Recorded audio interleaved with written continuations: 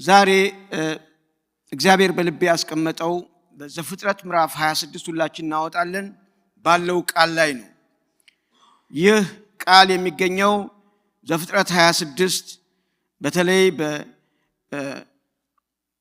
በቁጥር 18 ጀምሮ ያለውን ሐሳብ እንይዝና ከዛ እግዚአብሔር የሚያስተምረን እግዚአብሔር የሚረዳንን ነገር ልናገኝ እንችላለን ብዬ አስባለሁ። ይስሐቅ በአባቱ ዘመን በአብርሃም ዘመን ቆፍሯቸው የነበሩትን የውሃ ጉድጓዶች ደግሞ አስቆፈረ። አብርሃምም ከሞተ በኋላ የፍልስጤም ሰዎች ደፍነውቸው ነበርና አባቱ ይጠራቸው የነበረውን ስም ጠራቸው። የይስሐቅ ልጆች በሸለቆው ውስጥ ቆፈሩ፣ በዛም የሚመነጭ የውሃ ጉድጓድ አገኙ። የጌራራ አገር እረኞች ከይስሐቅ እረኞች ጋር ውሃው የኛ ነው ሲሉ ተከራከሩ። በዛች ጉድጓድ ስም ኤሴቅ ብሎ ጠራት፣ ለእርሷ ሲሉ ተጣልተዋልና። ሌላ ጉድጓድ ማሱ፣ ስለ እሷ ደግሞ ተጣሉ፣ ስሟን ስጥና ብሎ ጠራት። በዛም እልፍ ብሎ ሌላ ጉድጓድ አስቆፈረ፣ ስለ እሷም አልተጣሉ፣ ስሟም ረሆቦት ብሎ ጠራት። እንዲህ ሲል አሁን እግዚአብሔር አሰፋልን፣ በምድር እንበዛለን። ከዛም ወደ ቤርሳቤህ ወጣ። በዛን ሌሊት እግዚአብሔር ተገለጠለት፣ እንዲህም አለው፣ እኔ የአባትህ የአብርሃም አምላክ ነኝና አትፍራ፣ እኔ ከአንተ ጋር ነኝና እባርክሃለሁ አለ። ባሪያዬ ስለ አብርሃም ዘርን አበዛሃለሁ። በዛም መሠዊያን ሠራ፣ የእግዚአብሔርን ስም ጠራ፣ በዛም ድንኳኑን ተከለ። የይስሐቅ ሎሌዎች ወደዛ ጉድጓድ ማሱ ብሎ የእግዚአብሔር ቃል ይናገራል። የምናገርበት ርዕስት ከአሴቅ ሰፈር መውጣት ወደ ቤርሳቤህ መግባት የሚል ነው። ከአሴቅ ሰፈር ወጥቶ ወደ ቤርሳቤህ መግባት። ይቺ አጭር ጉዞ ነበረችው የይስሐቅ። በዛ ታሪክ ውስጥ እግዚአብሔር የሚያስተምርን ነገር እናያለን። የቤተሰቡን ታሪክ ከስተጀርባ ስንመለከት የይስሐቅ ታሪክ ነው ይሄ። ይስሐቅ በሕይወቱ ምን እንዳጋጠመው እንዴት እንደሄደ ለማየት ብንፈልግ ከስተጀርባ ያለውን የቤተሰቡን ታሪክ ማወቅ፣ አስተዳደጉን ማወቅ፣ ከየት እንደመጣ ማወቅ በጣም አስፈላጊና ወሳኝ ነው። ምክንያቱም በዛ በአባቱ በረከት ውስጥ ያየው ነገር ስላለና የአባቱ ታሪክ ከልጁ ጋር ትንሽ ተመሳሳይ ስለሆነ ያንን ማየት ፈልጋለሁ። እንደምታውቁት እግዚአብሔር አብርሃምን ጠራው ይላል። ከሀገርህ ከዘመዶችህ ከቤትህ ተለይተህ እኔ ወደማሳይህ ምድር ውጣ ብሎ አባቱን ሲናገረው ታላቅ ሕዝብ አደርግሃለሁ፣ እባርክሃለሁ፣ ስምህን እባርክሃለሁ ብሎ ሲናገረው ገና ያልተወለደው ልጁ ራሱ በዛ በረከት ውስጥ እንዳለ እናያለን። ለበረከት ሁን፣ የሚባርኩህን እባርካለሁ፣ የሚረግሙህን እረግማለሁ ብሎ እግዚአብሔር ይሄንን ሰው አብርሃምን እንደ ጠራው እናያለን። አብርሃም ከሰፈሩ መውጣት ነበረበት፣ መውጣት አለበት። አብርሃም እዛ እሳት ከሚያመልኩበት እዛ ብዙ ነገር በሚያደርጉበት ቦታ ተቀምጦ ሊባረክ ስለማይችል አብርሃም መውጣት አለበት። ግዴታ የመውጣት የመለየት ነገር እንዳለ እዚህ ላይ እናያለን። ብዙ ታሪኩን ወደ እሱ አልመጣም፣ ምክንያቱም ወደ ልጁ ስለምመጣ።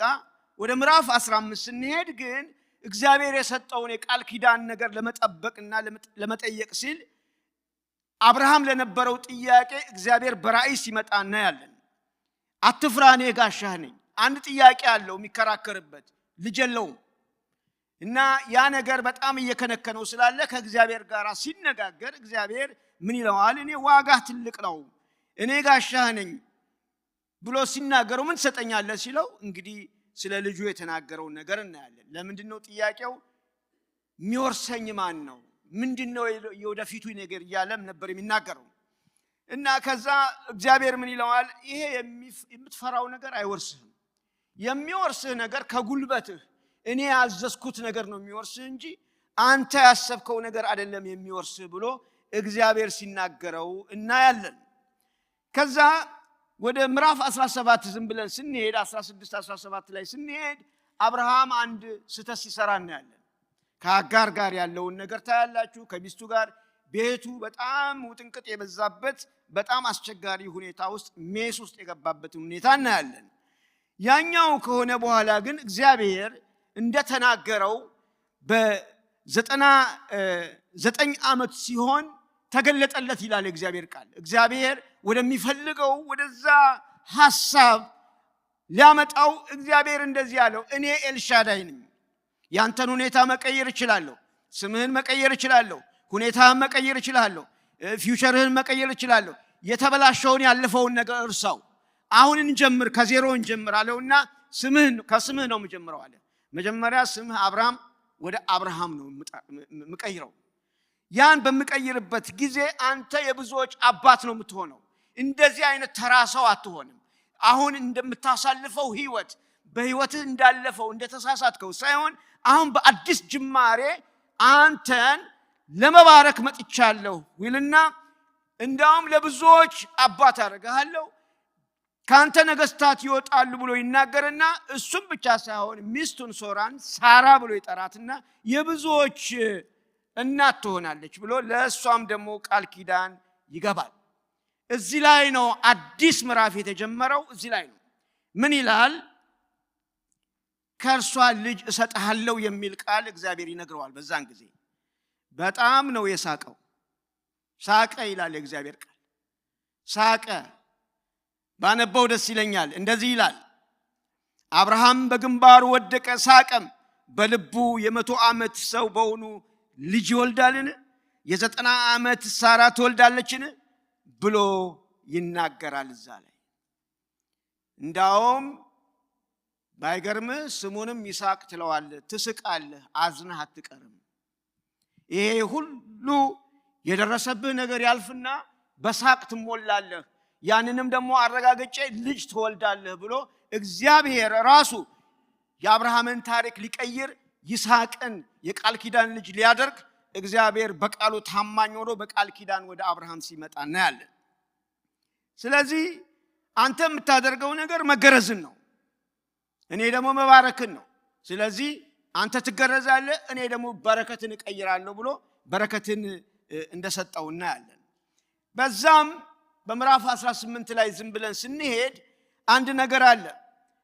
ዝም ብሎ ቁጭ ብሎ ሲጠብቅ፣ በድንኳኑ አጠገብ ሆኖ ሲጠብቅ 3 ሰዎች ሲመጡ ያያል እና ሊቀበላቸው በጣም እየሮጠ መጣና ከዛ ደግሞ ከእግዚአብሔር ጋርም ይነጋገራል። በጣም የሚገርመኝ እሱ ነው። አቤቱ በፊትህ ሞገስ አግኝቼ እንደሆነ ባሪያህን አትለፈኝ። ምን አለ? ባሪያህን እስቲ አትለፈኝ በሉ። ጌታ ሆይ አትለፈኝ በሉት። እግዚአብሔር አትለፈኝ አለው። እንዳታልፈኝ፣ ቃል ኪዳን አለ ግን እንዳታልፈኝ፣ አንድ ነገር እፈልጋለሁ ብሎ ሲናገር አሁን እነዚህ ሰዎች ያመጣና በገርነት ግን መላእክቶች ናቸው። በገርነት መጥቶ እግራቸውን አጥቦ ቤት ውስጥ አስገብቶ ባለበት ሰዓት ላይ አንድ ነገር መጣ። ሚስት ሳራ ወዴት ነች አሉት። እንዴት ስሟን እንዳወቁ በጣም ይገርማል። ግን መላእክቶች ናቸው ተልከው ነው የመጡት። ሚስት ሳራ የት ነው ያለችው? ከዛ በድንኳን ውስጥ ናቸው። ሚስት ሳራ ልጅ ታገኛለች የሚል መልእክት እግዚአብሔር እንደገና በመላእክቶች አማካኝነት ሲናገር እናያለን። እሷ ምን ሆነች? ሳቀች። ለምን? ካረጀው በኋላ በእውኑ ፍትወት ይሆንልኛልን? ጌታዬም ፈጽሞ ሸምግሏል፣ በቃ ሊሆን አይችልም የሚል ድምዳሜ ውስጥ ባለችበት ሰዓት የእግዚአብሔር መላእክት ይመጣና በእውኑ ለእግዚአብሔር የሚሳነው ነገር አለን? እስቲ አንድ ጊዜ እንድገመው ሁላችን። በእውኑ እንደገና በእውኑ የሚሳነው ነገር የለም። አንዳንድ ጊዜ እንደመድማለን፣ በቃ እግዚአብሔር አይችልም፣ በቃ እኔም በቅቶኛል ብለን የምናደርገው ነገር አለ። ግን እግዚአብሔር እንደ ቃሉ በ21 ላይ ስንመለከት ዘፍጥረት ላይ እግዚአብሔር እንደተናገረው ሳራን አሰበ፣ እግዚአብሔርም እንደተናገረው ለሳራ አደረገላት የሚል ቃል አለ። ባለፈው ጊዜ ትዝ ይላችሁ እንደሆነ በዚህ ሐሳብ ላይ ተነጋግረናል። እዚህ ስመጣ ሳገለግል ትዝ ይለኛል። እግዚአብሔር አሰበ ማለት እግዚአብሔር አደረገው ማለት ነው። አስቦ ረሳው አይደለም ወይም አስቦ ይሆናል አይሆንም አይደለም እግዚአብሔር አንድን ሰው ሲያስብ እግዚአብሔር ያደርገዋል አጠገብ ያለው ሰው እግዚአብሔር ያስብ በሉት አሁንም እግዚአብሔር ያስብሽ ያደርገዋልና ምንም ጥርጥር የለም እግዚአብሔር ያደርገዋል ብቻ ያስበን ትዝ ይላችኋል ሳምሶን ወድቆ ብዙ ነገር ከሆነበት በኋላ ሰይጣን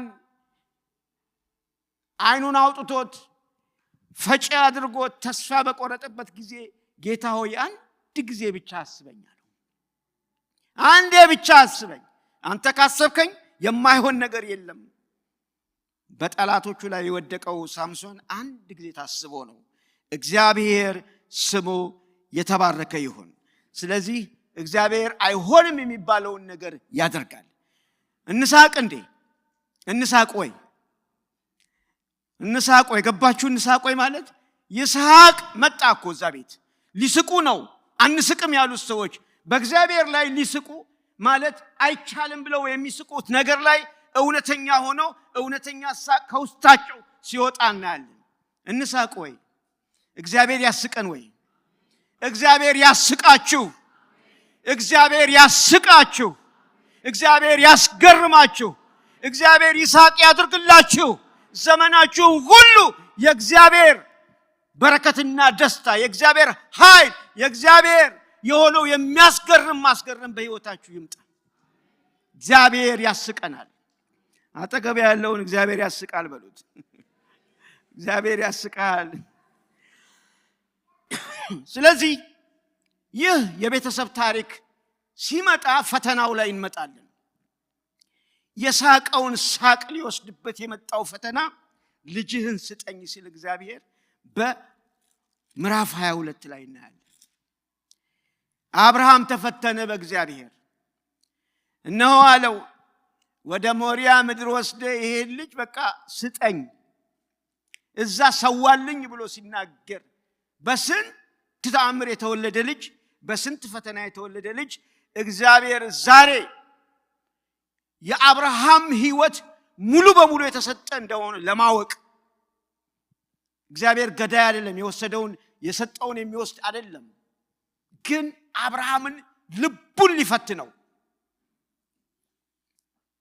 ሙሉ መሰጠቱን ለማወቅ ስጠኛ ነው ምን ያድርግ እንግዲህ እግዚአብሔርን የሚያምን ሰው የእምነት ሰው ያስታቃል በዚህ ስለዚህ እንጨቱን አሸከመውና ልጁን ወደ ሞሪያ ተራራ እሳትና ቢላዋ ይዞ አብሮ ይሄዳሉ ይህ ልጅ አሁን ይስሐቅ የምንለው ስለሱ ምናወራለት ልጅ እንደዚህ ብሎ አባቱን ይጠይቃል በጉ የት አለ ይለዋል የት አለ በጉ ይሄድን ያለው በጉ የት ነው ሲለው የመስዋዕቱን በግ እግዚአብሔር ያዘጋጃል ብሎ ይናገራል ስለዚህ ከዛ በኋላ ይህን እምነቱን በድርጊት ሊያደርግ መሰዊያ አቅርቦ ሊያርደው ሊያሰናብተው ሲል እግዚአብሔር ወዳለው ቦታ ደረሱ አብርሃምን በዛ በመሰዊያ ሰራ እንጨትም ረበረበ ልጁን ይስሐቅን አስሮ በመሰዊያው በእንጨት ላይ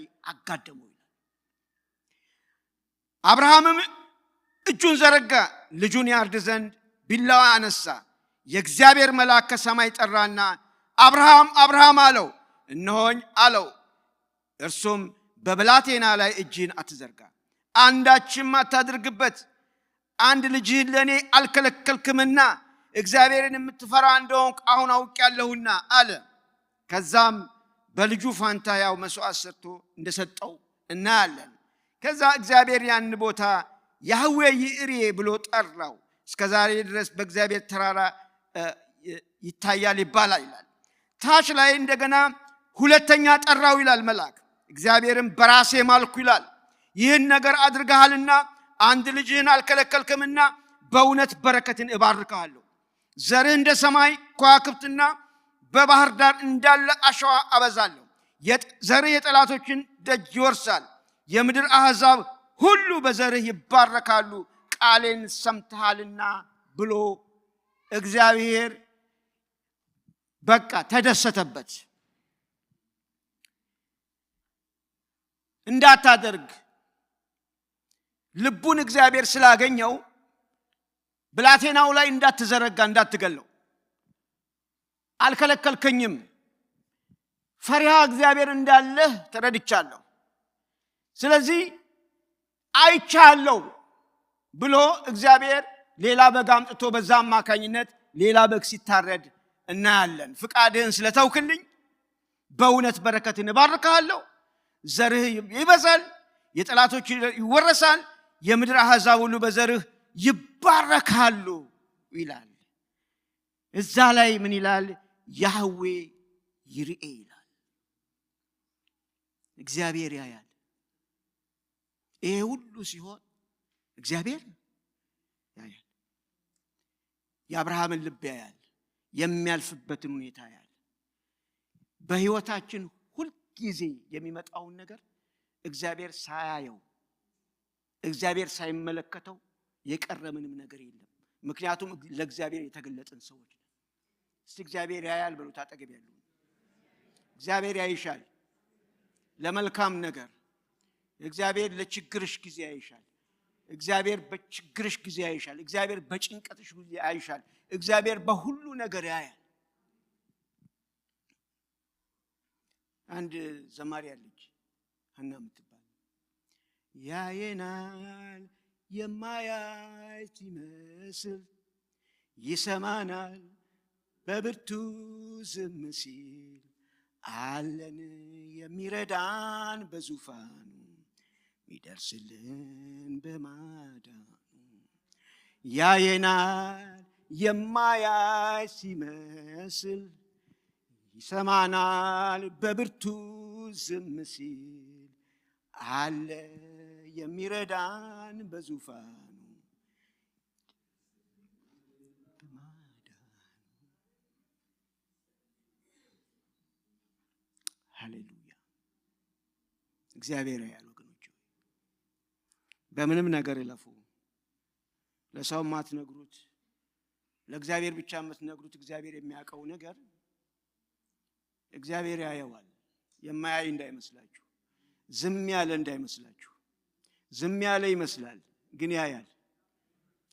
ዝም ያለ ይመስላል ብዙ ነገር ሲያልፍ እግዚአብሔር አላየም ብላችሁ እንዳትታለሉ።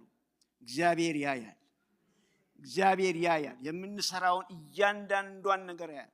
የምናልፍበትን እያንዳንዷን ነገር ያያል። ለእግዚአብሔር ያለንን ነገር ያያል። የምንጸልየውን ነገር ያያል። በእግዚአብሔር ፊት የምንወጣበትና የምንገባበትን ያውቃል። በመስሪያ ቤት ውስጥ ያለውን ነገር ያውቃል። በቤተሰብ ውስጥ ያለው ነገር ያውቃል። በትዳር ውስጥ ያለውን ነገር ያውቃል። በልጆች ላይ ያለውን ነገር ሁሉ ያውቃል። የማይሰማ ሲመስል የማያይ ሲመስል ግን ያያል። እግዚአብሔር ያያል በሉት አጠገብ ላለው እንደገና። እግዚአብሔር ያያል፣ አልተኛም። እግዚአብሔር ስሙ ይባረክ። ይህ ሁሉ ሲሆን ይስሐቅ እዛ መሰዊያው ላይ ሆኖ ግን ይሄን ሁሉ ነገር ያያል። ይስሐቅ ከአባቱ ስር የተማረው ብዙ ነገር አለ። የይስሐቅ ህይወት የጀመረው በሰይፍ ነው። ሞት አጠገቡ ደርሶ ሊታረድ እንደዚያውም የሚወደው አባቱ ሊገለው እግዚአብሔር ያያል። እግዚአብሔር አይቶታል። ይሄን ሰው ግራ የገባው ሰው ነው። እንዴት አባቱ መጥቶ ሲወደው የነበረው አባቱ ዛሬ አራጅ እንዴት ይሆናል? እንዴት ነው የሚያርደው? እግዚአብሔር ግን ሊያስተምረው ስላስፈለገ በዛ ውስጥ ማለፍ አለበት። ለካ ህይወቱ በዛ እየተሰራ ነው። ይስሐቅ የክርስቶስ ጥላ ነው።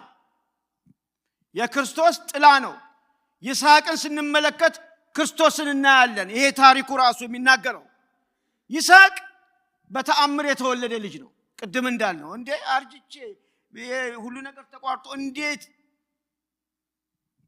በእርጅና የተወለደ ልጅ ነው። ክርስቶስን ስናይ በተአምር የተወለደ ልጅ ነው። ድንግል እንዴት ትወልዳለች? ተመሳሳይነታቸውን ለማየት ፈልጋለሁ።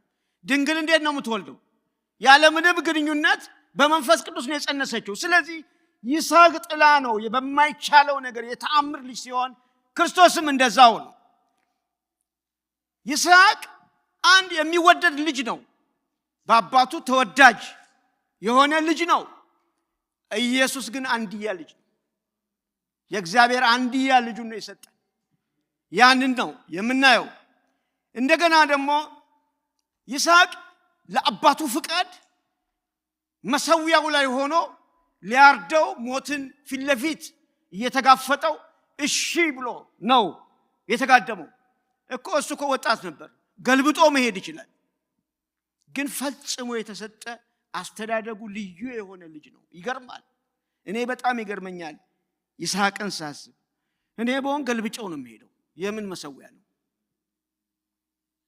ምን አይነት ነገር ነው? ግን ጥላ ስለሆነ ነው። ኢየሱስ ግን ለመሞት ሞተ ነው የሚለው የእግዚአብሔር ቃል። ፍቃዱን ሰጠ፣ ሞተ ነው የሚለው። ይሄኛው አመለጠ። በግ ተሰጠውና ልክ እንደ ትንሣኤ ነው አመለጠ። የትንሣኤን ነገር አንጸባርቆ ሄደ። ኢየሱስ ግን ተነሳ ነው የሚለው የእግዚአብሔር ቃል። እግዚአብሔር ስሙ የተባረከ ይሁን።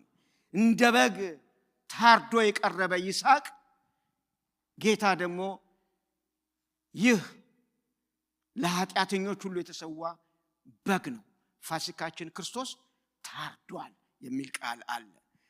ስለዚህ ይሄንን ስንመለከት የይስሐቅ ሕይወት የክርስቶስን ጥላ የሚያሳይ ሲሆን ክርስቶስን የሚያመለክት ነገር እንደሆነ እናያለን። ስለዚህ ይሄንን ጠቅላላ ነገር ካየን በኋላ ወደ ዋናው አርስቴ ልመጣ እፈልጋለሁ። ምዕራፍ 26 ላይ ነው አሁን ያለሁት። ምዕራፍ 26 ላይ እንደዚህ ነው የሆነው። በይስሐቅ ሕይወት ውስጥ የሚያስገርም ትንሽ የምትመስል ግን በጣም ትልቅ ትርጉም ያለው ታሪክ አለ። ይሄ ምንድነው? በአስከፊ ዘመን ረሃብ ዘመን መጣ። ይስሐቅ በአብርሃም ጊዜ በበለጠ የነበረ ረሃብ ዘመን አለፈበት። አንድ ረሃብ መጣ። ስለዚህ አሁን መሄድ ነበረበት። ስለዚህ ወደ ግብፅ ለመሄድ ፈለገ። ወደ ግብፅ ሊሄድ ሲፈልግ እግዚአብሔር ቆመና ምን አለው? እንዳትሄድ ይለዋል። ወደ ጌራራ ወደ አቤሜሌክ ወደዛ ከሄደ በኋላ እግዚአብሔር ምን አለው? የትም እንዳትሄድ፣ ምሪቱን ሲሰጠው እናያለን። ምሪት ሲሰጠው እናያለን። እዛ ሀገር ተቀመጥ፣ እንደ አባትህ ወደ ግብፅ መሄድ የለብህም። ምናልባት ያን ታሪክ ሰምቶ ሊሆን ይችላል። ስለዚህ ተቀመጥ ይለዋል። ይስሐቅ ወደ ፍልስጤም ንጉሥ ወደ አቤሜሌክ ነው ሄደው። አንዳንድ ጊዜ እኮ ወገኖች ራብ ክፉ ነው። የማያስወስድ ቦታ የለም።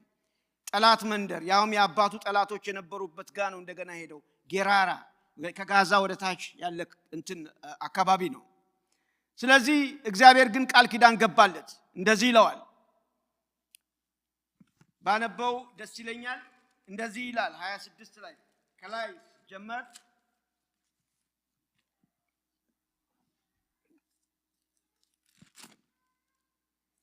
በምድር ቀድሞ በአብርሃም ዘመን በሆነው ራብ ላይ ራብ ሆነ። ይስሐቅም ወደ ፍልስጤም ንጉሥ ወደ አቤሜሌክ ወደ ጌራራ ሄደ።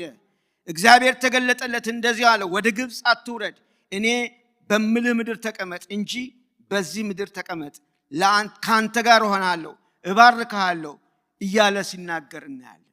ምንድነው? እንዳትሄድ። እንግዲህ እግዚአብሔር ምሪት ሲሰጠው እናያለን። ሰው በእግዚአብሔር ምሪት ሲወጣ መልካም ነው። አሁን ወደ ግብፅ ሊሄድ ኖሮ ሌላ ነገር የሚያጋጥመው፣ ግን ይሄ ሰው የታዛዥነቱን ሕይወት እናያለን በይስሐቅ ሕይወት ውስጥ። ስለዚህ ተቀመጥ አለው፣ እንዳትራወጥ፣ ራስን ለማዳን ወዲና ወዲያ አትበል፣ እዚህ ተቀመጥ ይለዋል። እኔ ካንተ ጋር እሆናለሁ፣ ይሳካልሃል ነው ቢለው፣ እባርካለሁ። ብሌሲንግ ነው የሚኖረው። ኪሳራ የሚባል ነገር የለም ከኔ ጋር ከሆንክ።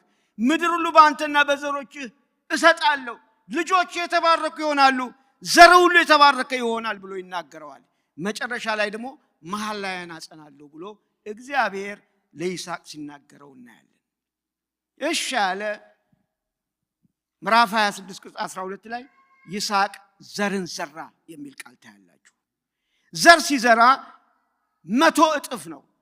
ዘር መዝራት ማለት ቀላል ነገር አይደለም። ድካም አለበት። ገበሬ ነው፣ ኤክስፔክት ያደርጋል፣ ሲዙን አይቶ ነው። እና ያን ሁሉ ደክሞ ዘር ከዘራ በኋላ እግዚአብሔር ስላለበት፣ እግዚአብሔር ኑር ያለበት ቦታ ስለኖረ፣ እግዚአብሔርን ስለሰማ፣ ከዛ በኋላ ምን ይላል እግዚአብሔር ቃል? 100% ማለት እኮ በጣም ትልቅ ነው። ያ ብቻ አይደለም፣ ሀብታም ሆነ ይላል። ከዛ በኋላ እጅግ ተጨመረለት ይላል። ኤክሰለንስ ነበረው። ከዛ ደግሞ ሌላም የፋርም ውጤቶች ላም፣ ከብት፣ ምን ሁሉ ነገር ሆነለት። በጣም ፍሎሪሽ አደረገ። ሰው ሁሉ እስኪደንቀው የአቤሜሌክ ንጉሱ እዛ አካባቢ ያለው አለቃው እስኪደንቀው ድረስ ይስሐቅ እግዚአብሔር ባረከው። ከዛ ምን ሆነ? የፍልስጤም ሰዎች ቀኑበት የሚል ቃል አለ። የፍልስጤም ሰዎች ከንጉሳቸው ጋር ሆነው ቀኑበት። ቅናት ታውቃላችሁ፣ ወንድምና ወንድምንም ያጋድላል። አቤልና ቃየል ተጋለዋል። ቅናት ማለት ነቀርሳ ማለት ነው። እንደ አጥንት ነው ይላል እግዚአብሔር። በአጥንት ውስጥ እንደ ነቀርሳ ነው ይላል የእግዚአብሔር ቃል። ቅናት በቃ መጣባቸው። ለምን በለጠ? ሰው የሚቀናው መቼ እንደሆነ ታውቃላችሁ? አቴንሽን ሲያጣ ይቀናል፣ ወይ ደግሞ ሌላ ሰው በቃ ብዙ ነገር ሲሆንለት ደግሞ መቅናት ይጀምራል። ያ በጣም ትልቅ በሽታ ነው። ትልቅ በሽታ ነው።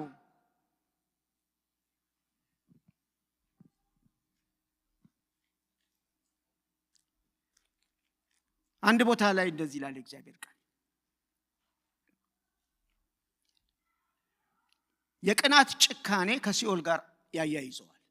መኃልየ ላይ እንደ እግዚአብሔር ነበልባል ፍንጣሪ እንደ ሲኦል ነው ይላል። ቅናት ጋር ቁጣ አለ። ቅናት ጋር ከስተጀርባው ብዙ ነገር አለ። ስለዚህ ይሄን ሰው ሊፈነቅሉት ፈለጉ።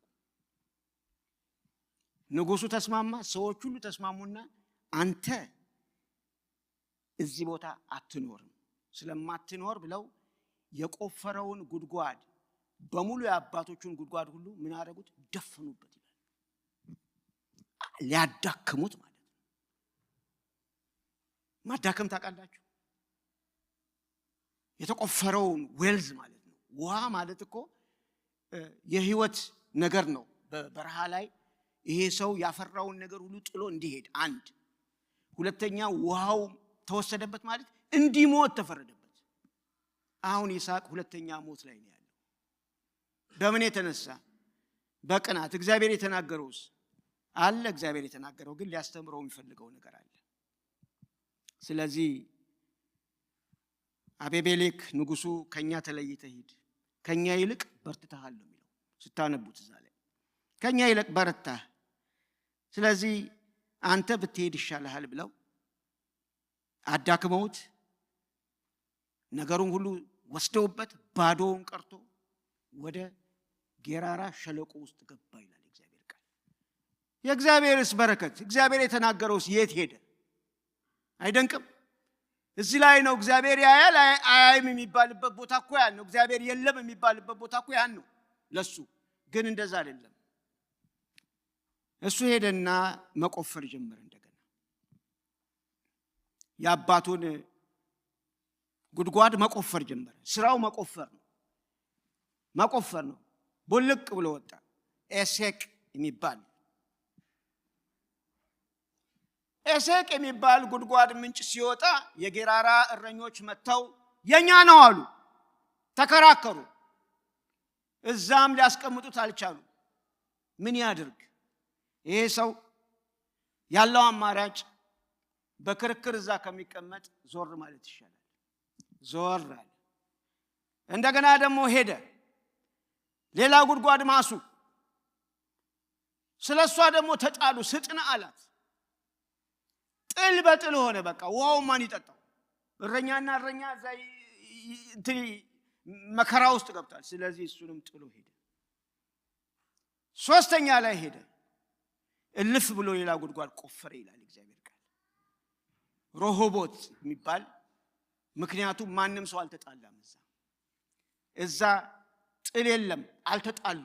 ስለዚህ ምን አለ? አሁን እግዚአብሔር አሰፋን፣ አሁን እግዚአብሔር አበዛን ይላል። ወገኖቼ ሆይ በጣም የሚገርመው ነገር ታውቃላችሁ? ሰላም ባለበት ቦታ ላይ መስፋት አለ። ሰላም ባለበት ቦታ ላይ ምን አለ? መስፋት አለ። ሰላም ባለበት ቦታ ላይ ሁልጊዜ መስፋት አለ። ሰላም ባለበት ቦታ ሁልጊዜ ድንኳናችን ነው የሚሰፋው።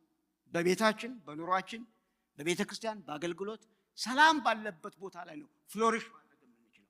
ስለዚህ ሮሆቦት ከዛ ትንሽ ቆየና ደግሞ ሄደ። ሮሆቦት ላይ ያገኘው ነገር ምንድነው? ሰላም ነው። አሁን ሰላም ሆኖ ሬስት ሆኖ ከእግዚአብሔር ጋር እየተነጋገረ ምን ማድረግ እንዳለበት ሲናገር እግዚአብሔር መሰዊያ ስራልኝ ብሎ ወደ ቤርሳቤ አባቱ ድሮ የነበረበት ቦታ ላይ ሄደ። ስለዚህ እዛ ቦታ ላይ ሲሄድ እግዚአብሔር እንደዚህ ይለዋል፣ ተገለጠለት ይላል። አሁን እግዚአብሔር የሚገለጥለት ቦታ ላይ ስጥና ላይ አይደለም፣ አሴቅ ጋር አይደለም፣ ሮሆቦትም ጋር አይደለም። ሮሆቦት ሰላም ነው ያገኘው። አሁን ቤርሳቤ ጋር ነው የሚገለጠው። ያን ሁሉ አልፎ ስላየ እግዚአብሔር ስለተመለከተ ስለሚከተለው ምን እንደሆነ በህይወቱ ስለሚያይ መጣ። እግዚአብሔር እንደዚህ ያለው እኔ አባቴ አብርሃም አምላክ ነኝ፣ እንዳትፈራ፣ እኔ ካንተ ጋር ነኝና ባርካለሁ፣ ስለ ባሪያዬ ስለ አብርሃም ዘርን አበዛለሁ። በዛ መሰዊያን ሰራ፣ የእግዚአብሔርን ስም ጠራ፣ በዛ ድንኳን ተከለ ይላል። ልክ ድንኳን ሲተክል እግዚአብሔር ጋር ሲነጋገር የጸሎት ስፍራውን ቁጭ ብሎ መጸለይ ሲጀምር ያለፈውን ነገር ሁሉ እየረሳ እየተዋቸው ብቻ መቆፈር ነው፣ መስራት ነው ስራው፣ መስራት ብቻ ነው። ጭቅጭቅ ውስጥ መግባት አልፈለገም። ይስሐቅ ለጭቅጭቅ አልተፈጠረም። ይስሐቅ ንትርክ አይወድም፣ መሸሸት ብቻ ነው። ስለዚህ እግዚአብሔር አንድ ነገር አረገ። እግዚአብሔር የሰዎችን ህይወት ቀየረ። አንድ ቀን እና አቤሜሌክ መጡ፣ የጠሉት ሁሉ መጡ።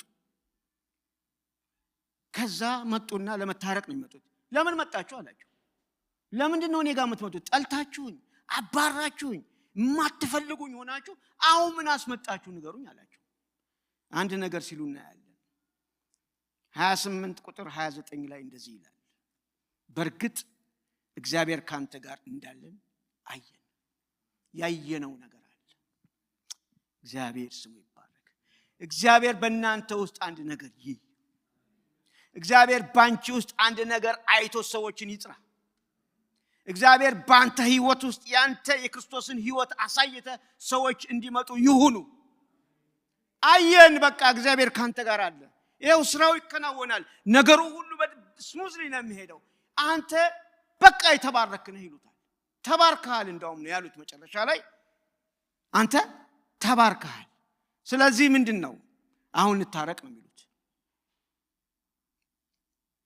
ግን እርቃቸው ጥያቄ ሆነብኝ ሳነበው ይሄ ቃል እንደዚህ ይላል።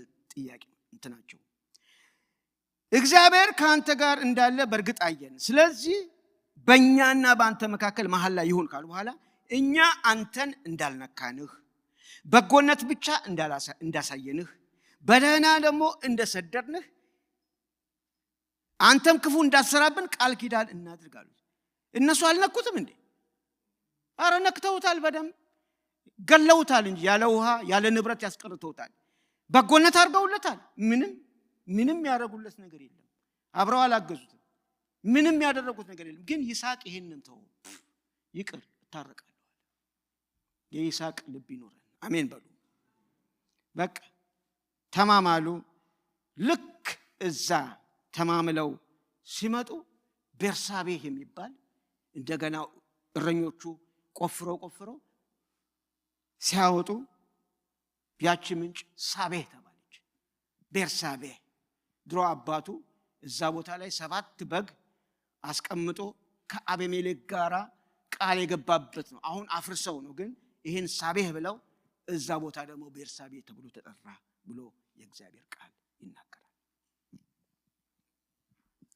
ይስሐቅን ሲገፉት ወደ በረከቱ ነው ሄደው። ወገኖች ስትገፉ ብላችሁ አትጩጡ። ይሁን እንኳን ሆነ። አሜን በሉ። እንኳን ሆነ። እግዚአብሔር ከእናንተ ጋር ይሁን እንጂ እንኳን ሆነ። ወደ በረከታችሁ ነው የሚወስዱት። ወደ እግዚአብሔር ወደ አሰበው ደረጃ ላይ እንሄዳለን። እግዚአብሔር ወደ ተናገረው ነገር እንሄዳለን። አንዱ መገፋት ወደ እግዚአብሔር ያቀርባል። መውጣት ከየት? ከአሴቅ ተራ። አሴቅ ተራ ማለት የክርክር ሰራ፣ የክርክር ዝም ብሎ መንደርተኛ ሰፈር ማለት ነው። እግዚአብሔር የሌለበት።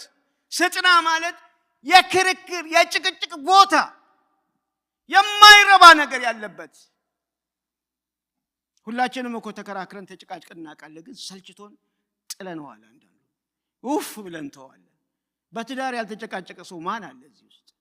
ከልጅ ጋር ያልተጨቃጨቀ ማን አለ? ከእግዚአብሔር ጋር ያልተጨቃጨቀ ማን አለ? እግዚአብሔር ሆይ ያል እንዳውም ከእግዚአብሔር ጋር የምንከራከረው ይብዛል። ለኛ ባልሆነው ነገር ስንከራከር እንገኛለን። ጌታ ሆይ ጌታ ሆይ ጌታ ሆይ፣ ሁሌ ክርክር፣ ሁሌ ጭቅጭቅ። ዝም ብሎ መገዛት አይሻልም? እንደ ይስሐቅ ለእግዚአብሔር ተገዙ ይላል እግዚአብሔር ቃል። በቃ ይሁን፣ እግዚአብሔር ያለው ነገር ይሁን። እግዚአብሔር ላንተ ያለው ነገር አይቀርም። እግዚአብሔር ላንቺ ያለው ነገር አይቀርም። በቃ አርፎ መቀመጥ አይሻልም እንዴ? አረ እግዚአብሔር ይመስገን። እግዚአብሔር ያሰበው ይበቃል። የሰው ነገር መመኘት፣ ከሰው ጋር መጨቃጨቅ፣ ያልሆኑበት ቦታ መግባት አይሰለችም ወይ? በጣም ይሰለቻል፣ በጣም ያዳክማል። ይስሐቅ መድከም አልፈለገም፣ ጥሎት ሄደ ይላል። ጥሎ መሄድ ነው። ጥሎ መሄድ፣ ማረፍ። እግዚአብሔር አስተምሮኛል። እግዚአብሔር ወዳሰበው ነገር ብቻ መስራት፣ መቀጠል። ቤርሳቤ እግዚአብሔር የሚገለጽበት የቃል ኪዳን የገባበት ቦታ ነው። ወደ ቤርሳቤ መሄድ መሰዊያ የሚታደስበት ቦታ ነው። ወደ ጸሎት መግባት ይሻላል ከጭቅጭቅና ከክርክር። የእርቅ ቦታ ነው። መታረቅ ይሻላል። ይቅር ማለት መተው። አንዳንዱ ጊዜ ይፈጃል፣ ግን ልብን ንጹህ ማድረግ ጥሩ ነው። ለመነጋገር ጊዜ ይፈጃል። እና አቤሜሌክ የመጡት እግዚአብሔር ነክቷቸው ነው የመጡት። ቢሄድ እና አቤሜሌክ ጋር ይገሉት ነበር። በመግደያው ሰዓት ላይ መነጋገር አይቻልም። እግዚአብሔር ሲነካ መጥተው ሲነጋገሩ ይስሐቅም ተወው። ኢቭን የሚናገሩት ነገር የማይጥም ቢሆንም ይቅር ብሎ ተዋቸው ይላል እግዚአብሔር ቃል። ተዋቸው፣ ምን ይሰራልኛል ብሎ ህይወቱ ይበላሻል። ሲጨቃጨቅ ህይወቱን ያበላሽ እንዴ? ስለዚህ ጠላት ራሱ ምስክርነት የሚሰጥበት ቦታ ነው ቤርሳቤህ ማለት። ጠላት የሚሰግድበት ቦታ ነው ቤርሳቤህ ማለት። ከአሴቅ ወደ ቤርሳቤህ። አጠገባቸው ያለውን ሰው ወደ ቤርሳቤህ ውጣ በሉት። እግዚአብሔር ወደሚገኝበት ውጣ። ወደ ጸሎት ሰፈር ውጣ። ወደ ሰላም ቦታ ውጣ። በቃ ይሄ ነው። ወደ እርቅ ቦታ ውጣ። ይሄ ነው የሚሻለን። ባልና ሚስት መጀመሪያ ሲጋቡ ያው ሁላችን እንዳደረገ ነው ማለት ነው። መጨቃጨቅ፣ ይሄን አስቀምጥ፣ ይሄን አስቀምጥ፣ ሁሉም ዲፌንድ ማድረግ፣ እኔ አንቺ ነሽ፣ አንተ ነህ። በቃ አይቀርም ይሄ ነገር መቼም ያለ ነገር የምታውቁት ታውቃላችሁ። ግን እየቆያችሁ ስትሄዱ የሆነ ነገር እንኳን ሲሰራ ምንም አይመስላችሁም። አልፎ መሄድ በቃ ጥፋት እያየ ትተዋል። ኢግኖር ታደርገዋል። ኢግኖር ማድረግ ነው። ምን አጨቃጨቀኝ እያደረገችው እያየ በቃ ይቅር ብለህ ሰላምን ጥለት ትሄዳለህ። እንደዚህ ነው ጉልብስና መሄድ። ወደ ጉልብስና መሄድ አለብን። አይ ቲንክ ባለፈው 2 ሳምንት ላይ አንድ ሲያስተምር ነበር ወደ እንደግ የሚል ፓስተር አስተምር አይደለም? አዎ፣ ወደዛ ማደግ ነው የሚሻለው። ሁሌ መጨቃጨቅ ምን ይሰራል? እድሜ ልካችንን ልንሞት ነው።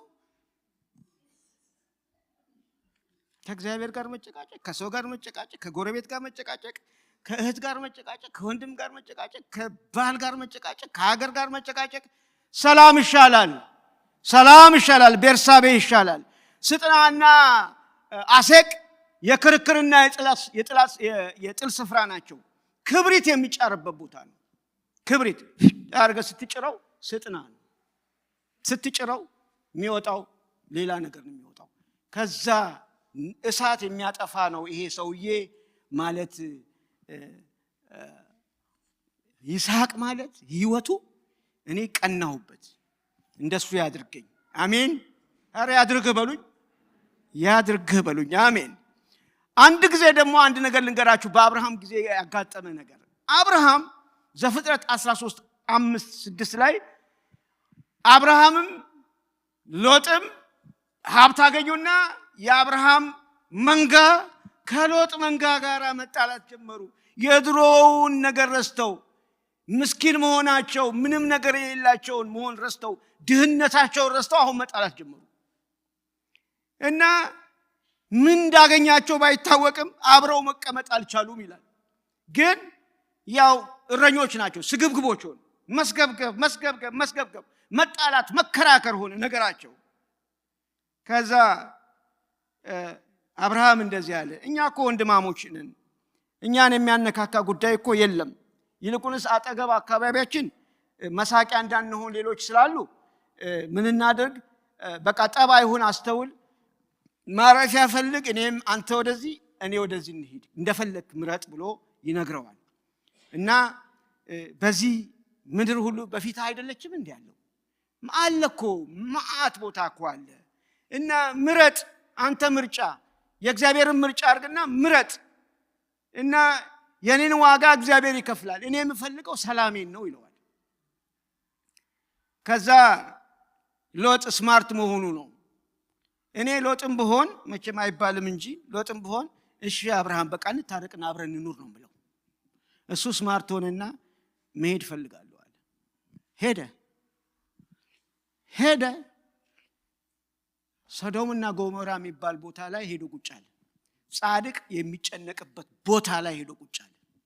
ሁሉ ነገር አለ፣ የሞላው ነገር ሁሉ ነገር አለ፣ ግን ሰላም የለውም። እዛ ያሉት ሰዎች የሚያደርጉት ነገር እረፍት የሚያሳጣ ነው። ይሄ በቃ ችግር ውስጥ ነበር። ስለዚህ እሱ አንድ ነገር አላወቀም። በዚህ ከጭቅጭቅ በኋላ የሚመጣው ሪዛልት አላወቀም። አንደኛ ሚስቱን እንደሚያጣ አላወቀም። ከአብርሃም ከተለየ በኋላ ማንን አጣት? ሚስቱን አጣት። ከአብርሃም ከተለየ በኋላ ልጆቹ እርግማን አደረጉ። ቤቱ እንደሚቃጠል አላወቀም። ያ ሁሉ ንብረት እንደሚቃጠል አላወቀም ሎጥ። አያችሁ ምርጫውን። ከብቶቹ እንደሚጠፉ አላወቀም። ዞሃር ጋር ለምኖ ሲሄድ ብቻውን መነመናውን ይዞ ነው የተቀመጠው። ጭቅጭቅ እንደዚህ ነው የሚያደርገው። መጨረሻ ላይ ብቻውን ወስዶ አስጠግቶ ከእግዚአብሔርም አትሆንም ከሰውም ጋር አትሆንም በቃ ይዞ ይነዳሃል ማለት ነው። ሎጥ እንደዚህ አይነት ነገር አጋጠመው። የእግዚአብሔር ሰው እግዚአብሔር ጥበብና ዕውቀት ይሁንልን። እግዚአብሔር ይምረጥልህ። እግዚአብሔር ይከራከርልህ። መተውን የመሰለ ነገር የለም ወገኖች። መተው እስቲ በሉ፣ መተው በሉ። ግዴላችሁ መተውን የመሰለ ነገር የለም በሉ። ምክንያቱም ዋጋችን በእግዚአብሔር እጅ ነው። አለበለዚያ በእኛ እጅ እናደርገዋለን። ዋጋችንን እኛ ራሳችን ወስደን ሰፍረን ምን እናደርገዋለን? እንዘረዝረዋለን። ግን መጨረሻ እንደ ሎጥ ነው ሰው የሚሆነው። ሚስቱን ነው ያጣው፣ ሁሉ ነገር አጣ። ስማርት ሎጥ። ስማርት መሆን ጥሩ አይደለም። መተው ይሻላል። መተው። እሱ ይከራከርልሽ። አሜን በሉ። እሱ ይከራከርልህ። እግዚአብሔር ራሱ ይከራከርልህ። ሳትለምነው እንኳን ያውቃል የሚሰጥህን። መከራከርም አያስፈልግም ከእግዚአብሔር። ሳንለምነው እሱ ያውቃል፣ ይሰጣል። እግዚአብሔር ስሙ የተባረከ ይሁን። እሱ አይረሳም። አንድ ብርጭቆ ውሃ ሰጣችሁ ለሰው የሚረሳ አምላክ አይደለም። ዮሴፍ ወንድሞቹ ቀጥቅጠው እንዳይኖር አድርገው አባረው ጥግ አድርገው ሰደዱት። እግዚአብሔር ረሳው ወይ ንገሩኝ? ማን ተከራከረለት? ተስፋ ያደረገው እስር ቤት ያስለቅቀኛል ያለው ሰው እንኳን ዘግቶት ሄደ። እግዚአብሔር ተከራከረለት ለዮሴፍ። አንድ ቀን የእግዚአብሔር አንድ ቀን ከብዙ መከራ ይበልጣል። እስቲ አንድ ቀን በሉ፣ አንድ ቀን በሉ። አንድ ቀን ይምጣልኝ ጌታ፣ አንድ ቀን ይምጣላችሁ ጌታ። ሰላምን የሚሰጥ እግዚአብሔር አንድ ቀን ይምጣ። ይሄን የምታለቅሱበትን፣ ይሄ ጥያቄያችሁን፣ ይሄ መከራችሁን የሚመልስ እግዚአብሔር አንድ ቀን ከሰማይ ሰንጥቆ ይውረድ። ሃሌሉያ።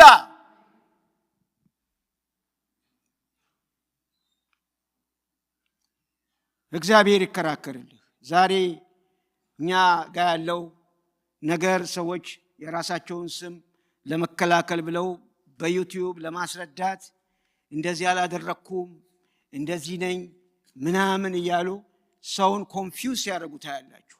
ኮንፊውዥን ውስጥ ማለት ነው። የማናቀው ታሪክ ስንሰበስብ እንገኛለን። እነሱ ደግሞ የራሳቸውን ነገር ለማስረዳት ይሄዳሉ። እግዚአብሔር ያየው አይበቃም? ምን ይሰራል? እገሌ እንደዚህ ነው እንደዚህ ስለሆነ እንደዚህ ነው ብሎ ቢነግሩኝ ምን ይሰራልኛል? እኔ ባክግራውንዱን አላውቀው። ሰዓትና ጊዜን ነው የማቃጥለው። ምንም እውነተኛ ሰዎች እግዚአብሔር ስለሚከራከርላቸው ፊት ለፊት ወጥተው ብዙ ነገር አይዘባርቁም። ከእግዚአብሔር ጋር ተደብቀው ይጸልያሉ። ይሄ ነው የገባኝ። እኔ እስራኤላውያኖችን እንመልከት፣ አንድ ጊዜ እንመልከትና ወደ ኢየሱስ እንሄድና ጨርሳለሁ ማለት ነው። እንደዚህ ነው የሆነው። እስራኤላውያኖች በጣም ክርክርን የሚወዱ፣ በጣም የሚያጉረመርሙ፣ በጣም በብዙ ነገር የሚሄዱ ሰዎች ናቸው። እና እነዚህ ሰዎች አንድ ጊዜ ተከራከሩ። አንድም አይደለም፣ ሁለትም አይደለም፣ ሶስትም አይደለም የሚከራከሩት። እግዚአብሔር እየመራቸው የማያደርጉት ነገር አልነበረም። ይሄ የሚያደርጉት ነገር ምንድነው? አንደኛ የሚከራከሩበት ነገር ይሄን አጣን፣ ይሄ እንደዚህ ሆነ አልሆነም፣ ይሄ እንደዚህ ሆነ፣ ከዛ ከሙሴ ጋር ይጣላሉ። በቃ ማጉረምረም ነው ስራቸው። አንድ ጊዜ እግዚአብሔር በጣም አዘነና በተለይ ዘውልቁ 11 ላይ ሲያወጡት፣ ዘውልቁ 11:1 ሲናውጣው፣ ዘውልቁ 11:1 ላይ እናወጣለን። እንደዚህ ሆነ፣ ህዝቡም ክፉ ሆነው በእግዚአብሔር ላይ አጉረመረሙ። እግዚአብሔርም ሰምቶ ተቆጣ። የእግዚአብሔር እሳት በመካከላቸው ነደደች፣ በሰፈሩ ዳር በላች ይልና ህዝቡም ወደ ሙሴ ጮሁ። ሙሴም የእግዚአብሔርን ጸለየ፣ እሳቱን አጠፋ የሚል ቃል አለ። ከዛ ቦታ ያ ቦታ ቴቤራ ተብሎ ተጠራ ይላል። ቴቤራ ማለት እግዚአብሔር የተቆጣበት ቦታ ነው። የማይጨበጥ ባህሪ ያላቸው አስቸጋሪዎች ናቸው። ተለዋዋጭ ባህሪ ያላቸው በይበልጥ አጉረምራሚና ተከራካሪ ሰዎች ናቸው። ከግብፅ ከወጡ በኋላ በሙሴ ላይ ለመፍትሄ ሳይሆን ለክፋት ነው፣ ክፉ ሆኑ ነው የሚለው። መፍትሄ ኖሯቸው ቢከራከሩ ጥሩ ነው። ሰው እንዴት ክፉ ሆኖ ይከራከራል? ከስተጀርባ ክፋት እያለው የሚከራከር ዋጋ የለውም፣ ዘመኑን ሁሉ ይጨርሰዋል። ግን ሙሴን ስትመለከቱ ከእግዚአብሔር ጋር ሲከራከር መልካም ሆኖ ነው። እስካሁን ድረስ ህዝቡን አወጣ ትለኛለህ፣ እንደዚህ ትለኛለህ፣ ራስህን አልገለጥክልኝም፣ ክብርህን አሳየኝ ብሎ የሚከራከረው ለመልካም ነገር ነው። እነዚህ ግን ክፉ ሆነው ሲከራከሩ እግዚአብሔር ከሰማይ እሳት አወረደባቸው ይላል። በተለይ አንድ ቦታ ላይ ምንድነው የሚለው? እኛ በቃ ድሮ የምንበላው ነገር አሉ ሽንኩርቱ ምናምኑ በጡ ምናምን ብለው በቃ አጉረመረሙ። ከዛ በኋላ ይህ የእግዚአብሔር ሰው ሙሴ ምን አለ? እኔ እነዚህን ህዝቦች ወለድኳቸው እንዴ? ዝም ብለው ማአት ነገር የሚያመጡብኝ በቃ ጭንቅላቴ ሊፈነዳ ነው አለ። እና ከዛ በኋላ እኔ ወለድኳቸው እንዴ? ግደለኛል። እንደውም ጌታ ግደለኝ የሚል መሪ ግደለኝ እስኪል ድረስ የእስራኤላውያኖች ኃያላት ነበሩ። ከዛ በኋላ አይደለም እንደ ቆይ እኔ መፍትሄውን እሰጥሃለሁ፣ አሁን ሰብስባቸውና እኔ ድርጭት እልካለሁ አለ። እግዚአብሔር ሰበሰበና ጠራቸው። በሙሴ አማካኝነት ድርጭት ላከላቸው። የሚፈልጉትን ነገር ልክ ሲያገኙ ጥርሳቸው ጋር ሲያኝኩት እዛው ድብን ብለው ሞቱ። የምኞት መቃብር ተብሎ ተጻፈ ይላል። ቴቤራ የምኞት መቃብር፣ ማሳ መሪባ ማለት እግዚአብሔር አለ የለም ብለው የተከራከሩበት ቦታ ነው። ይሄ ሁሉ ስትመለከቱ እስራኤላውያኖች በጣም ትልቅ ችግር ነበር። ግን እግዚአብሔር መፍትሄ አድርጎ እየመለሳቸው ግማሾቹ ደረሱ፣ ሌሎቹ ደግሞ ቀሩ። ኢያሱና ካሌብ ታሪክ ታውቃላችሁ ምን እንደሆነ። እና እንደዛ ነው የሆነው። አሁን ወደ አንድ ክርክር ደግሞ ልውሰዳችሁ። ዕንባቆም ያየው ነገር አለ፣ የተመለከተው ነገር አለ። ግን አልገባው። ከእግዚአብሔር ጋር በቅንነት ነው የሚከራከረው። ከዛ በኋላ እግዚአብሔር ምን አለው? በቃ ጠብቅ ብሎ ከዛ በኋላ ራእዩን ጻፈው ብሎ ሁሉ ነገር ከነገረው በኋላ ግን እግዚአብሔር ሉዓላዊ ነው፣ እኔ አልከራከርም፣ በቃ ገብቶኛል ብሎ ሁለንተናውን ለእግዚአብሔር አሳልፎ እንደሰጠን እናያለን። ሰይጣን ከእንትና ጋር ተከራከረ፣ ከሚካኤል ጋር በሙሴ ስጋ ላይ። እስቲ አሁን የሙሴ ስጋ ምን ያስፈልጋል? ተነሳ አልተነሳ፣ የት ሄደ አልሄደ፣ ምን ያስፈልጋል? እስቲ ንገሩ። እግዚአብሔር ነው የቀበረው ይሄንን ሰው። ሰይጣን ለምንድን ነው ያንን የሙሴ ስጋ የፈለገው? ሊከራከር የፈለገው ትውልድን ለማበላሸት፣ ትውልድን ጠቅላላ በቃ ሜዳ ሊያደርጋቸው፣ ከእግዚአብሔር በቃ አሳልፎ ሄዶ ለሙሴ እንዲሰግዱ ማለት ነው። ምን አለው? እግዚአብሔር ይገስጽህ አለው። ሌላ ነገርም አልተናገረውም። አንተ እግዚአብሔር ይገስጽህ ብሎ አባረረው ይላል የእግዚአብሔር ቃል። እግዚአብሔር ስሙ የተባረከ። ከይስሐቅ ሕይወት የምንማረው ነገር አለ። ቅድም እንደተናገርኩት ይስሐቅ የኢየሱስ ጥላ ነው። ኢየሱስ እንዴት ሆነ የሚለውን ነገር አይተን እንጨርሳለን ማለት ነው። እግዚአብሔር ስሙ የተባረከ ይሁን። እንደዚህ ነው ኢየሱስ ክርስቶስ እንደምታውቁት ሁልጊዜም እንደተሰበከልን ራሱን ለእግዚአብሔር መስጠቱ የታወቀ ነው። ሙሉ በሙሉ ራሱን ሰጥቶ ፍቃዱን ሰጥቶ በዚህ ምድር ላይ አባቱ እንዲሰራ የፈቀደለት የራሱን ፍቃድ የተወ ነው። በበረት መወለድና ዝቅ ማለቱ የንጉስነትን ስፍራ ትቶ መምጣቱ ዋናው ዓላማው ትርጉም ነበረው። ለምን? ለደህንነት ነው፣ ሊያድን ነው። ስለዚህ ያ ቃል ስጋ ሆኖ ሞቶ እኛን ለማዳን የእግዚአብሔርን ክብር ለመግለጽ እግዚአብሔርን ለመተረክ ለማሳየት ኢየሱስ ክርስቶስ ወደዚህ ምድር መጣ። በሱ የሚያምን የዘላለም ሕይወት እንዲኖረው እንጂ እንዳይጠፋ እግዚአብሔር አንድያ ልጁን እስኪሰጥ ድረስ ዓለሙን እንዲሁ ወዷልና የተባለው ቃል በኢየሱስ ይፈጸም ዘንድ ማለትም የፍቅሩ መገለጫ ይሆን ዘንድ ኢየሱስ ክርስቶስ ወደዚህ ምድር መጣ።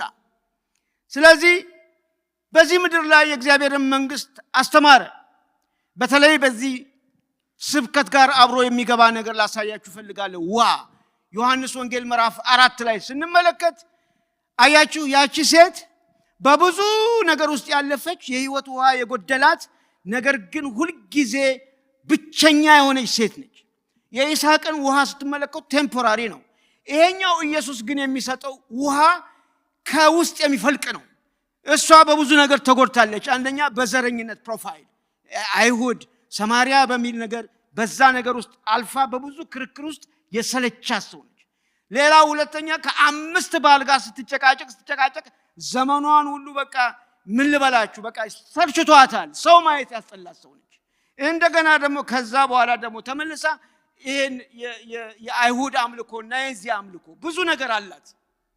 ከዛ እግዚአብሔር ሊያሳርፋት የህይወቷን ችግር እንትን ሊያደርግ ኢየሱስ እዛ ውሃው ዳር ጋር መጣ። ውሃ ስጭኝ አላት። ብዙ ነገር ከተናገረች በኋላ እኔ ደግሞ ውሃ ልስጥሽ አላት።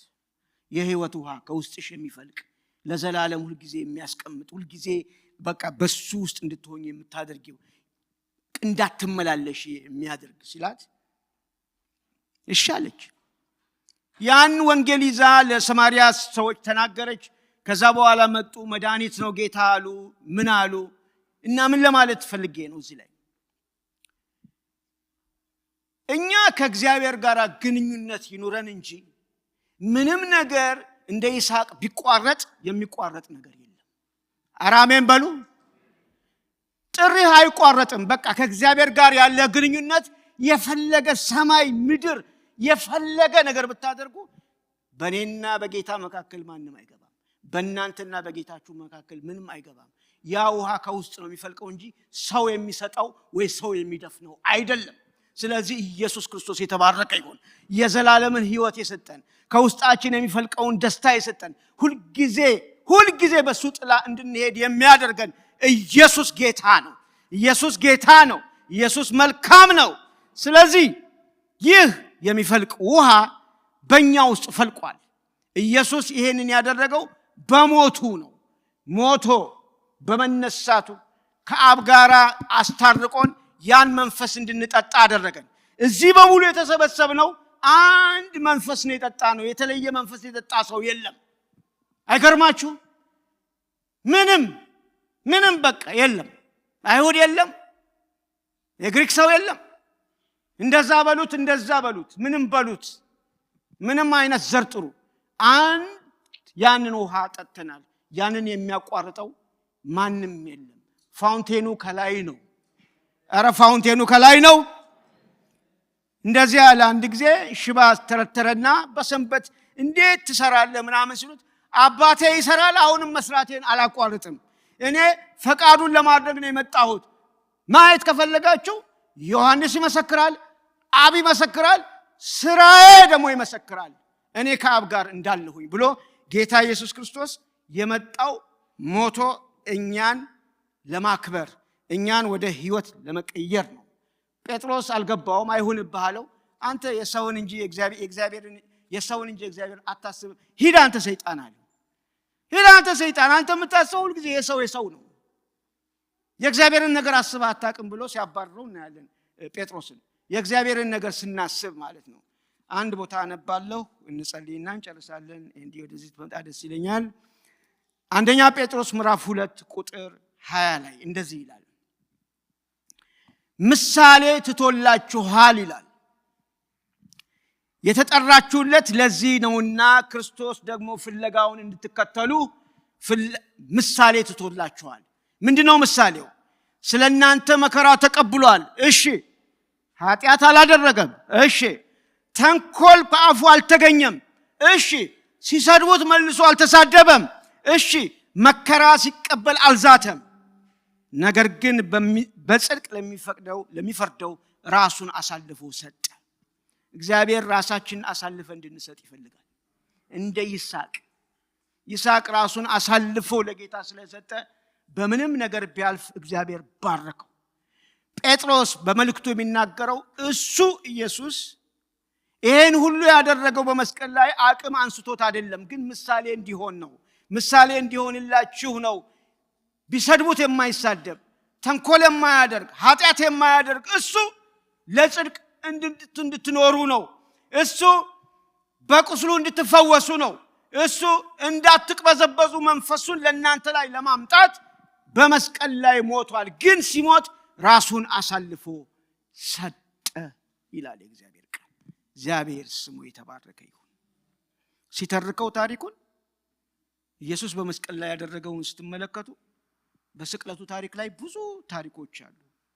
ቆመን እንጸልያለን። እሱን እየተናገርን እንጸልያለን።